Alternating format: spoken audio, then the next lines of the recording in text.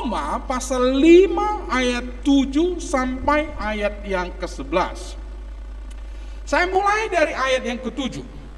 Langsung aja supaya kita baik. Kita baca bersama-sama 3 ya. Sebab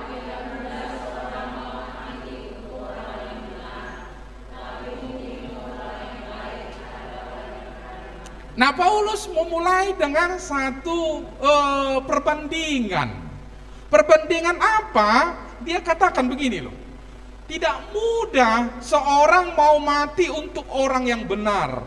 Kalau tidak mudah, kalau kita pakai kata presentasi, itu sudah pasti ada sampai 50%. Nah, kira-kira itu maksud Paulus. Tidak mudah. 90% orang tidak akan mau mati untuk orang benar, Nah, tidak ada orang yang mau mati. Maukah ibu-ibu mati untuk Ahok? Orang benar kan? Waktu itu mau mati untuk dia? Enggak mudah, itu susah. Barangkali, maka Paulus tidak pastikan. Ada enggak ya yang mau mati untuk orang benar? Enggak mudah lah itu.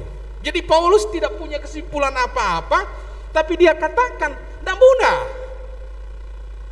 Orang benar, tapi untuk orang baik, kita lanjutkan setelah garis 2, 3 ya, tetapi 3 ya, tetapi mungkin. Nah, perhatikan kata yang dipakai adalah mungkin. Ini 50-50, 50%. Tapi juga Paulus nggak pastikan. Tapi untuk orang baik barangkali ada orang yang mau mati ya. Baik dan benar dibedakan oleh Paulus. Kalau benar, dia sesuai dengan norma dia itu. Dan kadang orang yang benar itu kasar karena dia menegakkan kebenaran, maka dia katakan tidak mudah. Kalau orang baik belum tentu benar. Misalnya yang dimaksudkan di sini ya, harusnya baik itu artinya benar. Tapi yang dimaksudkan oleh Paulus, misalnya pernah dengar cerita Zoro? Benar nggak tindakan Zoro? Enggak. Dia merampas uang-uang orang kaya lalu dibagi untuk orang-orang miskin. Dia mengambil semua perkakas-perkakas orang kaya, dibaginya sama orang miskin. Baik nggak? Baik ini Zoro, dan banyak orang yang membela Zoro. Dan waktu Zoro itu ditangkap, mereka mau menyerahkan diri. Lepaskan. Begitu beraninya mereka. Tapi Paulus katakan mungkin. Sorry, sudah agak tak tahan saya. Lagi lebih ganteng gini kan? Itu kayak oke lah, Pak. Gara-gara ibu-ibu di sini, apapun yang terjadi dengan saya pasti ganteng. Aku pergi ke rumah-rumah ibu-ibu, ganteng bapak ya. Oh, lahu boto me pikir. Baik ya, kita ulangi ya. Mungkin untuk orang yang baik ada orang yang mau mati. Mungkin. Berarti mungkin juga tidak. Tetapi Paulus sedang ingin membuat perbandingan untuk orang benar. Susah. Nggak gampang itu. Untuk orang baik, mungkin ada orang mati. Nah, sekarang kita mempelajari berbeda sekali. Perhatikan bagian ini. Sebab tidak mudah seorang mau mati. Oke, ini sudah. Lanjut aja ayat yang ke-8 sekarang. Kita baca ayat 8. Next.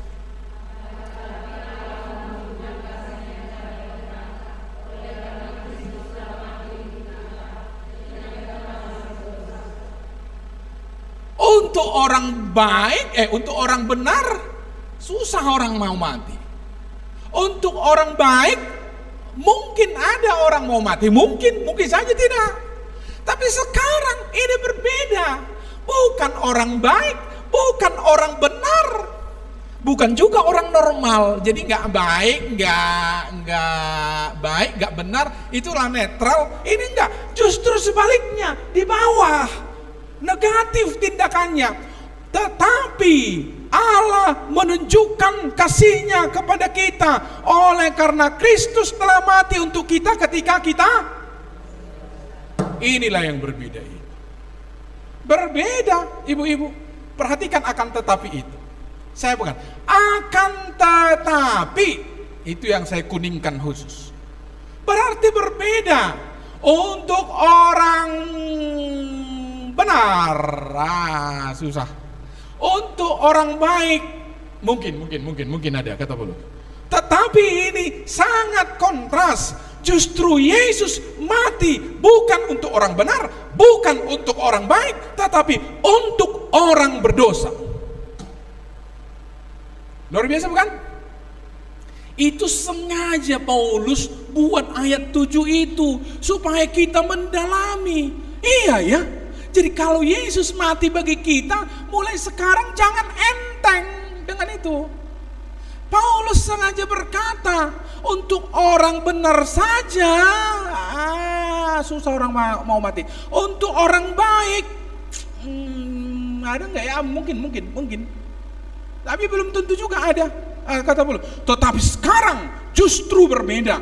Dia mati bukan untuk orang benar, dia mati bukan untuk orang baik, tetapi untuk kita si pendosa. Ketika kita masih berdosa, Kristus atau Yesus telah mati bagi kita.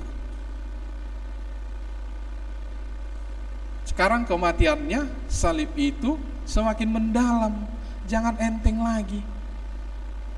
Kita lanjut ya. Akan tetapi ini maksudnya adalah sesuatu yang sangat berbeda. Kita lanjut.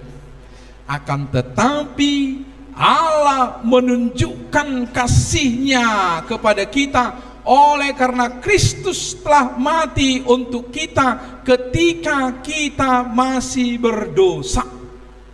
Allah menunjukkan kasih-Nya dengan cara bagaimana? Dengan cara mati. Bagi siapa? Orang berdosa. Jadi karena Allah mengasihi, itu alasannya, ibu-ibu.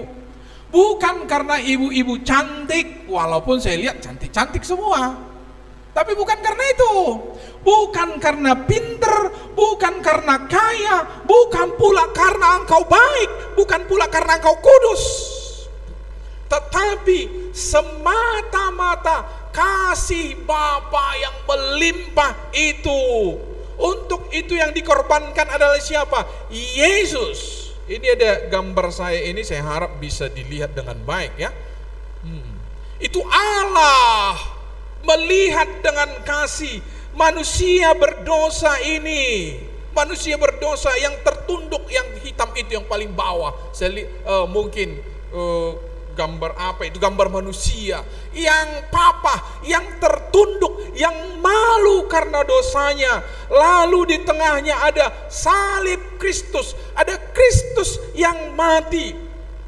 Ada Kristus yang mati. Ini dituliskan oleh Paulus kepada jemaat di Timotius itu. Dia berkata bahwa karena Allah itu Esa, 1 Timotius 2 ayat yang kelima saya baca. Karena Allah itu Esa, dan Esa pula dia yang menjadi pengantara antara Allah dan manusia, yaitu apa? Manusia Kristus Yesus. Allah di sana, manusia di sini. Siapakah antara Allah dan manusia berdosa ini?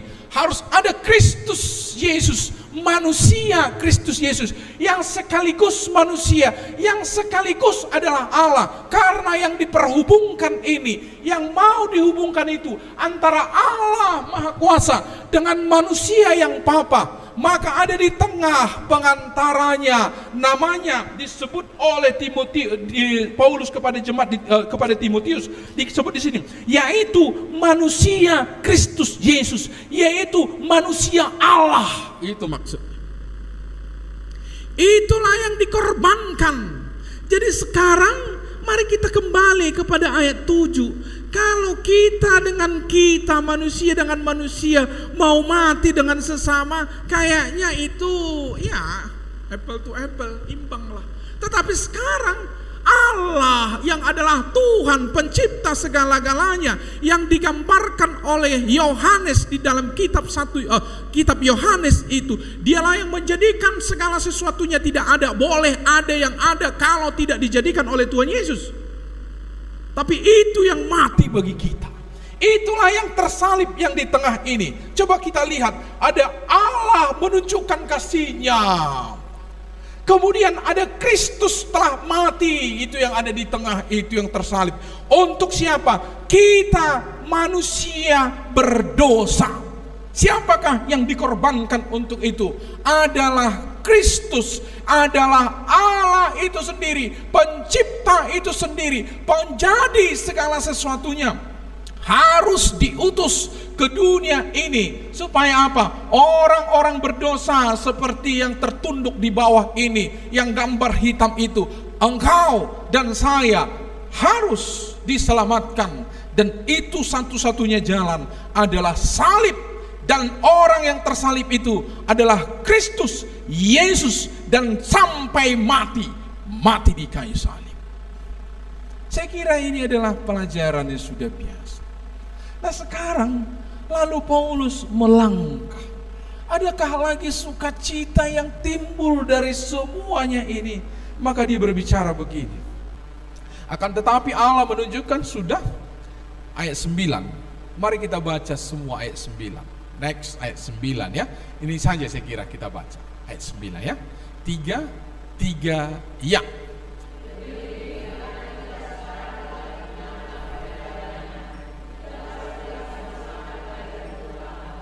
Apa arti kata lebih-lebih? Jangan dibasa-batakan, lebih-lebih itu sisa-sisa jadinya. Dan lebih-lebih. Lebih-lebih apa? Bahasa Indonesia ya. Kalau bahasa Batak dia lebih-lebih. Sisa. Apa? Padanan katanya apa? Hah? Terutama, boleh lah. Apalagi, bisa kan? Apalagi. Lebih-lebih. Nah, kalau Yesus mati bagi orang berdosa, sekarang sekali lagi kita baca ayat 5, ayat 9, 3 ya.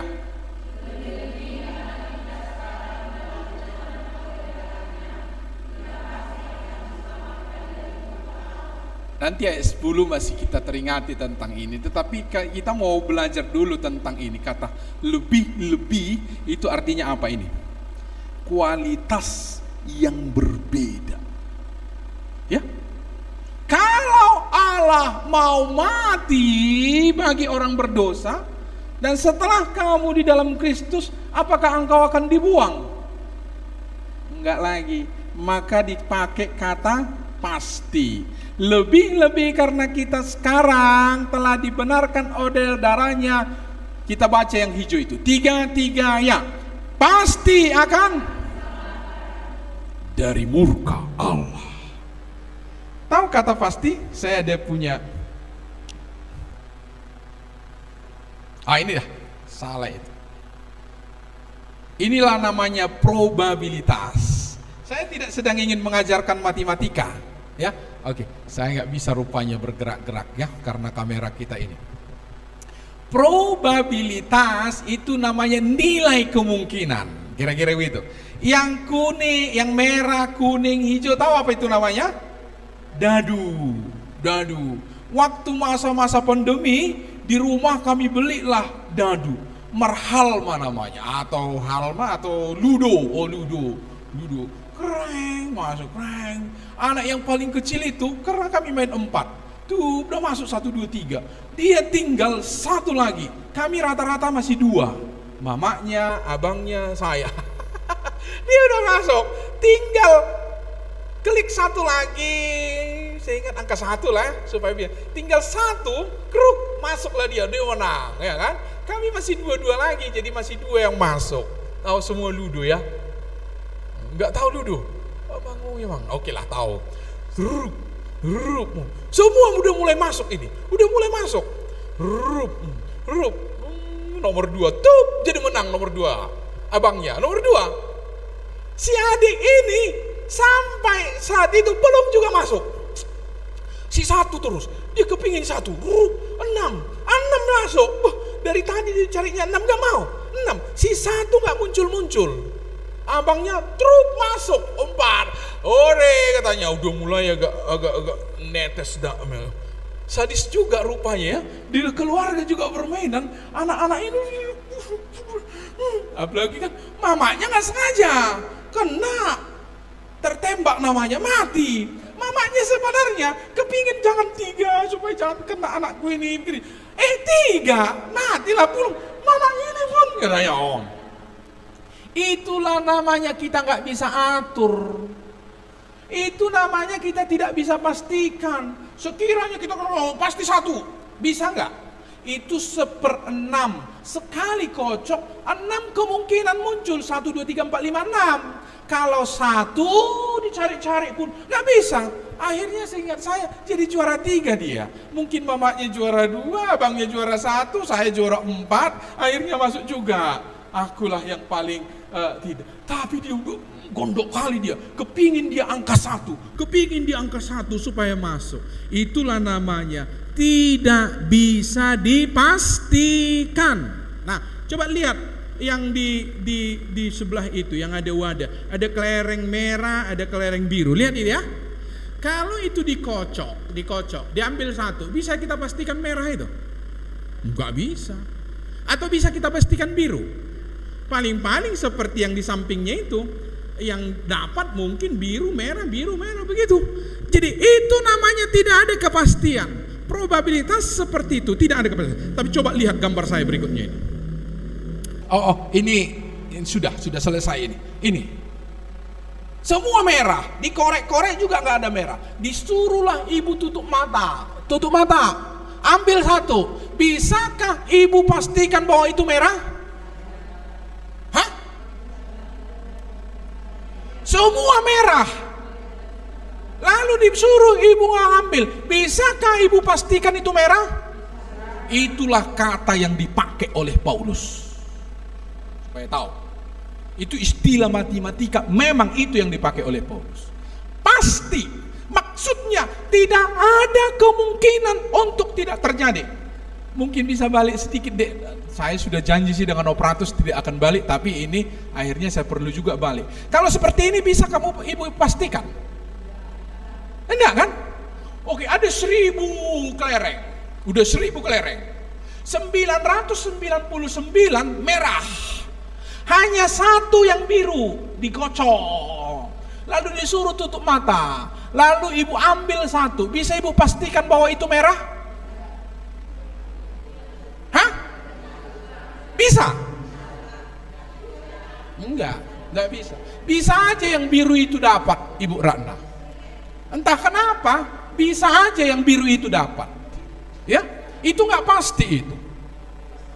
Mau 1.999.999.000 satu yang biru dikocok. Nanti kalau yang biru dapatmu, maka telingamu akan dipotong ya. Saya sih agak berani lah. Bayangkan 1/100.000.000, masa enggak? Nah, tapi entah kenapa lah sialnya saya ini dapat pula yang biru, dipotonglah telinga saya. Padahal 999.999 merah, hanya 1 yang biru. Lalu dikocok secara random. Lalu disuruh ambil.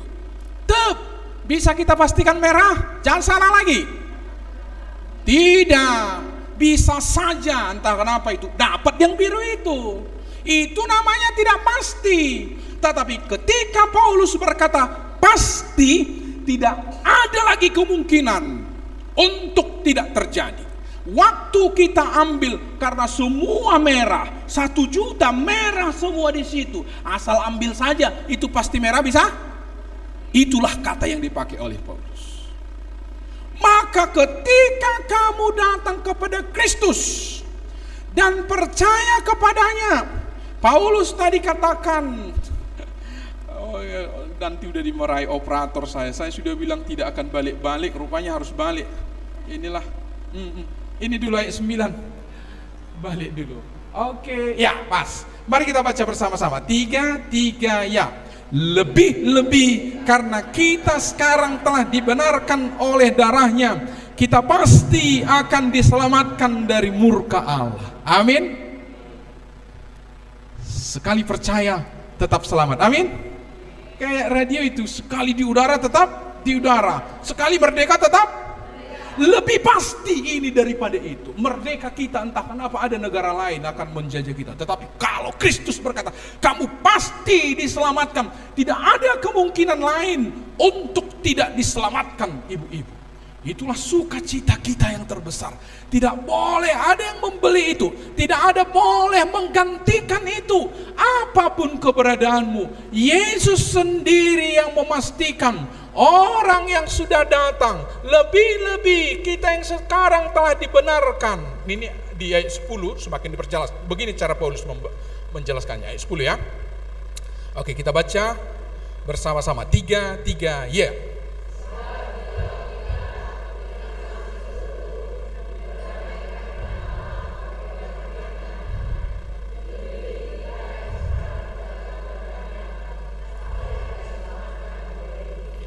Masih dipakai oleh Paulus kata pasti itu, tetapi sekarang dia sudah seperti argumen.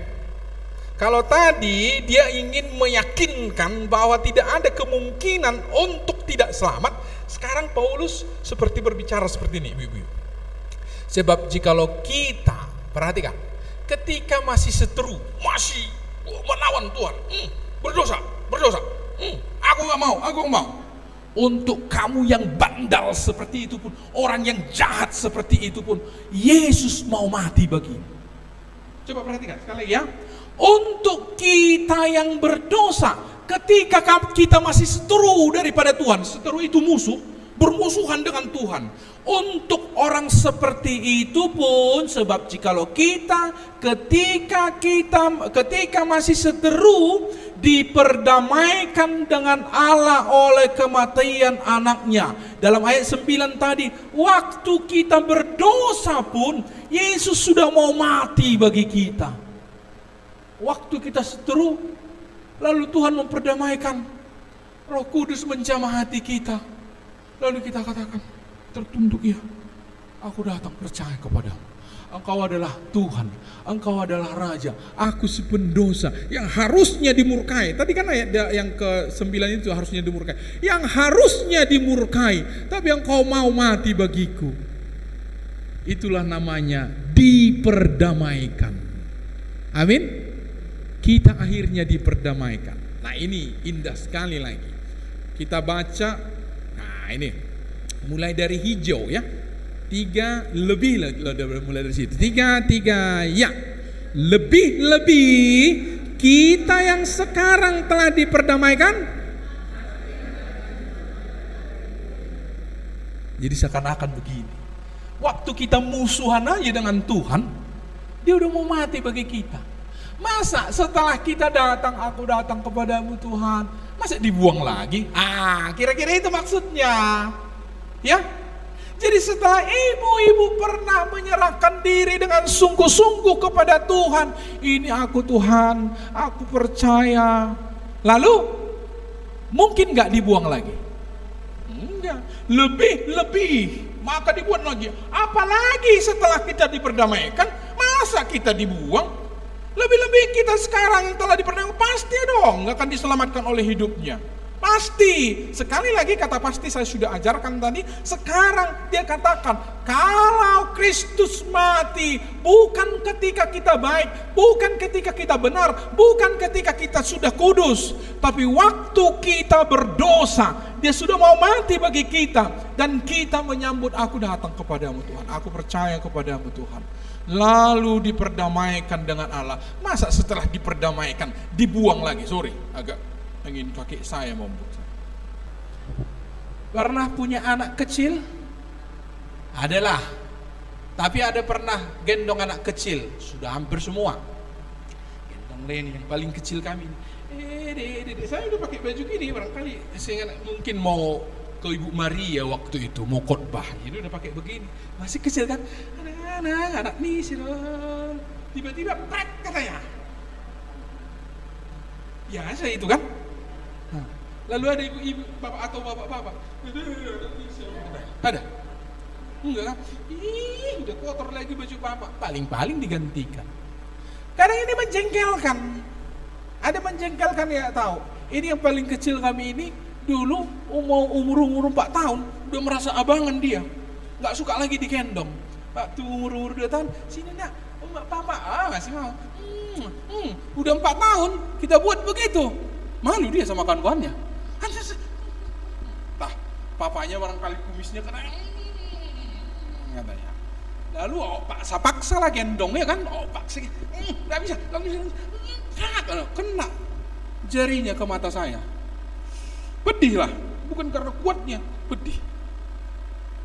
Lalu apakah saya, lawan papa, ada gitu, kira-kira ada? Enggak, itu anak kita kan, benar?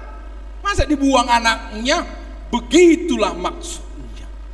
Bukan berarti kita tidak ada kekurangan, tetapi kita terus dipegang oleh Tuhan.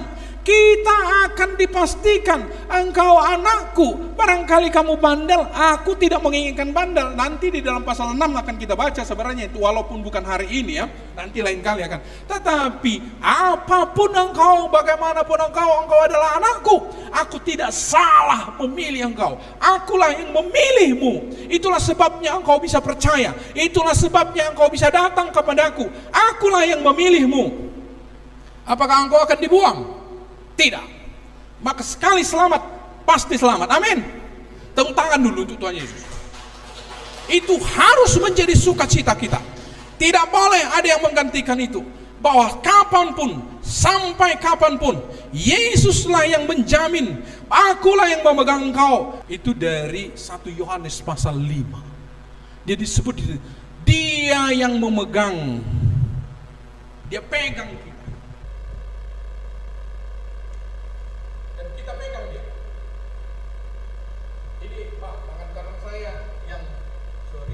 Di rumah barangkali tidak. Bayangkan saja, tangan kanan saya di atas, tangan kiri saya di bawah. Oke, nggak usah bicara supaya yang di rumah juga.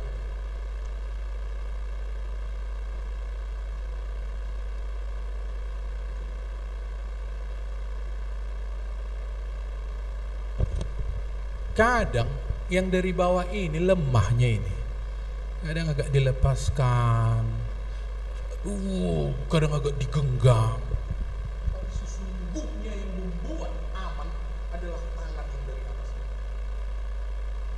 Mau agak lemas ini, nggak apa-apa. Tapi yang diharapkan sebenarnya dalam keseharian kita, bergantunglah terus kepada Tuhan Yesus. Yesus memegangmu dan tidak akan ada yang melepaskannya. Di dalam Roma pasal yang ke-8 diulangi lagi. Adakah yang memisahkan kita dari kasih Kristus? Kelaparan, ketelanjangan, penganiayaan, apalagi makhluk yang ada di atas, makhluk yang ada di bawah, makhluk yang ada sekarang ini, dan apapun, malaikat apapun, tidak akan dapat memisahkan kita dari kasih Kristus. Roma pasal yang ke-8 itu. Paulus membicarakan itu dengan gamblang. Dia katakan kepada kita, sesungguhnya tidak akan ada lagi yang akan melepaskan kita dari kasih Kristus. Itulah salib Kristus di sana. Tuhan Yesus berlakukan karyanya supaya kamu si pendosa, supaya saya orang yang bejat ini diselamatkan, dan keselamatan itu tidak ditawar-tawar. Nanti ya kalau seperti ini enggak, dipegang terus. Akulah yang memegang engkau. Tidak ada satu apapun yang akan memisahkan kita dari kasih Kristus. Saya membaca di dalam Roma pasal yang ke-8 itu. Ini mungkin saya bacakan saja bagi kita. Roma pasal yang ke-8. Menarik ini.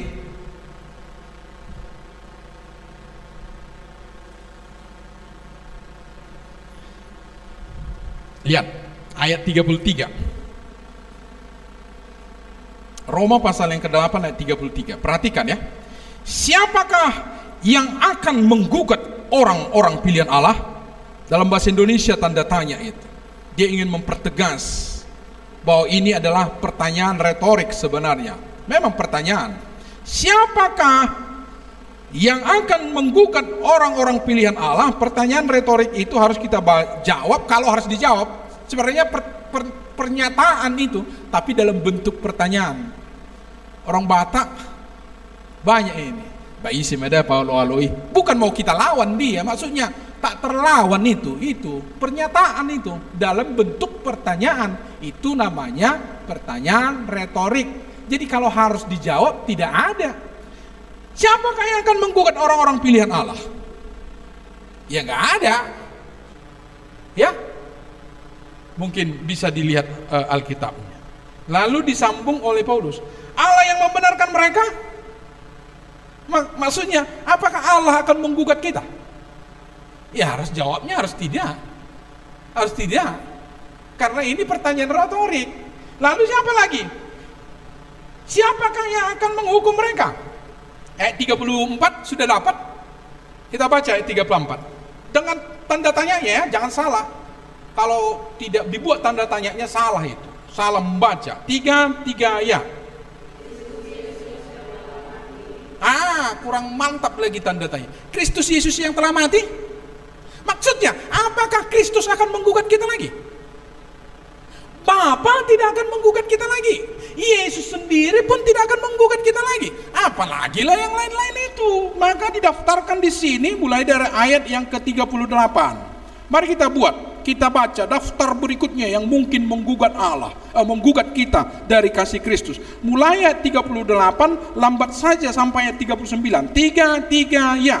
Sebab aku yakin, baik maut, hidup, malaikat-malaikat, pemerintah yang sekarang, pemerintah yang akan datang, kuasa-kuasa, kuasa yang di atas, kuasa yang di bawah, makhluk apapun tidak akan bersama-sama itu. Mulai dari tidak 3 ya. Tidak akan dapat memisahkan kita dari kasih Allah yang ada dalam Kristus Yesus Tuhan kita. Amin. Gak apa-apa sekali tepuk tangan untuk itu. Harus menjadi sukacita yang besar ini. Rupanya tidak ada lagi yang menggugat kita, tidak ada lagi yang menyingkirkan kita dari kerajaan Tuhan kapanpun dipanggil. Amin. Mau mati kapanpun pasti masuk surga. Amin. Dengan cara bagaimanapun pasti masuk surga. Amin. Bagus juga misalnya diikuti ritual gereja, sempat melakukan perjamuan kudus, silahkan, gak salah. Itu kan perjamuan kudus mengingatkan kita akan pengorbanan Tuhan Yesus. Ini darahku, ini adalah dagingku yang telah ditumpahkan bagimu, yang telah dikorbankan bagimu, supaya engkau waktu itu kita diingatkan. Gak sempat seperti itu, tapi udah percaya orang-orang tua kita. Nggak usah ragu. Karena kapanpun, bagaimanapun caranya, mau mati di kapal terbang, mau hanyut di sungai, permintaan kita sih nggak seperti itu. Iya permintaan, tapi ada saja yang seperti itu. Anak-anak Tuhan saya tahu ada yang mati bangkainya sampai sekarang ini tidak ditemukan, ada. Tapi apakah itu kita harus risau kan? Nggak usah risau, karena tak satu pun yang akan memisahkan kita dari kasih Kristus. Amin. Amin ibu-ibu. Nah, sekarang dalam Roma pasal 6 itu sebenarnya disebut oleh Paulus. Memang ada sini menggelitik sedikit. Jadi apapun yang terjadi, masuk surga lah kita. Jadi kalau berdosa, ya janganlah kamu berdosa lagi. Tidakkah kamu ingat Kristus sudah mati bagimu karena dosamu? Tapi diingatkan lagi, kalau ada di antaramu yang berdosa, ini di gereja kami selalu ini dibacakan ini. Setiap setelah pengampunan dosa. Saya ingat sekali itu. 1 Yohanes 2 ayat 1. Semua harus hafal ini. 1 Yohanes 2 ayat 1. Oh, sudah mulai ada yang membuka. Berarti sama-sama sebelum saya tutup khotbah ini, sama-samalah kita buka 1 Yohanes 2 ayat yang pertama. Perhatikan, ini menarik. Kita baca bersama-sama ya, lambat saja. 1 Yohanes, bukan kitab Yohanes ya, berarti surat kiriman. 1 Yohanes pasal 2 ayat yang pertama. Kita baca bersama-sama 3 ya. Anak-anakku, hal-hal ini kutuliskan kepada kamu supaya kamu jangan berbuat dosa. Namun jika seorang berbuat dosa, kita mempunyai seorang pengantara pada Bapa, yaitu Yesus Kristus yang adil. Jelas sekali Yohanes, targetnya jelas, supaya kamu jangan berbuat dosa lagi. Itulah harapan Tuhan kepada kita. Ketika kita tergoda akan dosa, maka di dalam kitab Roma pasal 6 itu, tidak ingatkah kamu bahwa Yesus mau mati karena dosamu loh? Adakah anggap enteng dengan Yesus yang tersalib itu? Biarlah mati itu, memang dia itu bagian ada. Atau aduh, untuk dosaku lah rupanya Yesus ini mati. Maka harus sungkan.